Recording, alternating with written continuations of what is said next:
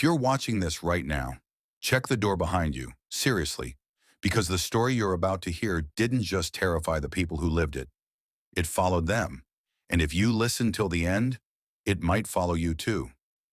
Ethan and Claire Jacobs had always dreamed about living in England. When Ethan got a research job in Yorkshire, they left their small apartment in New Jersey and moved into an old Victorian house on a narrow street called Blackwell Lane. The house was huge, strangely cheap, and older than any home they had ever seen in the U.S. The estate agent handed them the keys with an uncomfortable smile and said something Claire didn't understand at first. Just avoid opening the attic door at night. It gets stuck.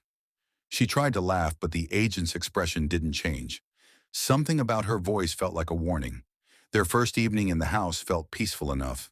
The wooden floors creaked at every step, and the air had a coldness that didn't match the season. But it was charming in an old English way. That night they fell asleep quickly, exhausted from travel. Around 2:14 a.m., Claire woke up to the sound of footsteps.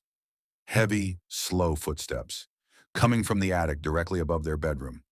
She whispered to Ethan, who groggily reached for a flashlight. He brushed it off as the house settling, but Claire wasn't convinced. Especially not when, moments later, the footsteps stopped the exact moment they opened the bedroom door. They climbed the stairs. The air got colder.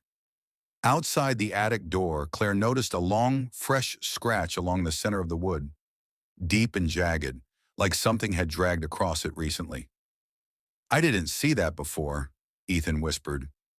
Neither of them wanted to open the door, so they went back downstairs, trying to shake the feeling that something was watching them through the floorboards. The next morning was gray and drizzly, classic English weather. While Claire was outside trying to arrange the small front garden, an elderly woman from across the street approached her. Her wrinkled face looked pale the moment she glanced at the attic window of their house. "You're living in that place now?" she asked, voice trembling slightly. Claire nodded with a polite smile. The woman shook her head slowly. "Don't stay here long." Before Claire could respond, the woman turned away and hurried back inside, pulling her curtains shut tightly. Claire felt a chill crawl up her spine. 2 nights later, heavy rain hammered the roof. Ethan and Claire were watching TV when a long, slow creaking sound echoed through the house, the attic door, opening by itself. They froze. Ethan muted the TV. Claire whispered, "Please tell me that wasn't—" Ethan swallowed hard. "It was." They walked up the stairs, trying not to breathe too loudly. The attic door was standing wide open, as if inviting them. Cold air rushed out. Claire could actually see her breath fog in front of her face, even though the heater was on. Ethan stepped inside with the flashlight. The attic stretched deeper than they expected, filled with old trunks, dust, broken picture frames, and a rocking chair in the center. The flashlight beam shook slightly in Ethan's hand. Claire stayed near the doorway. Ethan whispered, "Claire." His voice wasn't normal. "What?" she whispered back. Ethan's flashlight pointed at the rocking chair, which was slowly moving back and forth. Not much, just enough to show someone had been sitting there seconds ago. Suddenly, the attic door slammed shut behind Claire. She screamed, banging on it. Ethan dropped the flashlight and rushed toward the door from the inside, pulling the handle. It didn't budge. Claire pressed her ear against the wood, and then she heard it. A whisper, a man's voice inches from her ear, though no one was there. "Get out!" The attic door suddenly swung open, making Claire stumble forward. Ethan grabbed her arms. "Claire, are you okay?" She shook her head violently. "There's something in this house," she whispered. Ethan didn't argue this time. The following day, Ethan went to the local library to dig through old records. Something about the house didn't feel right. He found old newspaper archives and began reading. Then one headline made his blood run cold. "Family of 4 found dead in Blackwell House, 1983. The article talked about a man named Thomas Blackwell who had claimed voices in the attic were telling him things. He murdered his wife and 2 daughters before hanging himself in the attic. After that, no one lived there for long.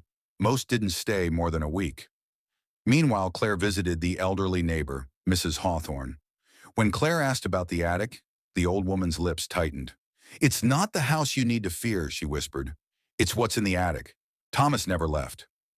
Claire felt her stomach turn. Why didn't the estate agent tell us? Mrs. Hawthorne answered, because no one stays long enough to complain. That night, Claire woke at 3:12 a.m. She couldn't move. She couldn't breathe. Something was in the room, standing at the foot of the bed, a tall, distorted shadow, human-shaped but too long, too crooked, its head tilted unnaturally as it stared at her. She wanted to scream, but her voice wouldn't come out. Then Ethan suddenly gasped awake. The shadow vanished like smoke. Claire grabbed him, crying into his chest. "We can't stay here."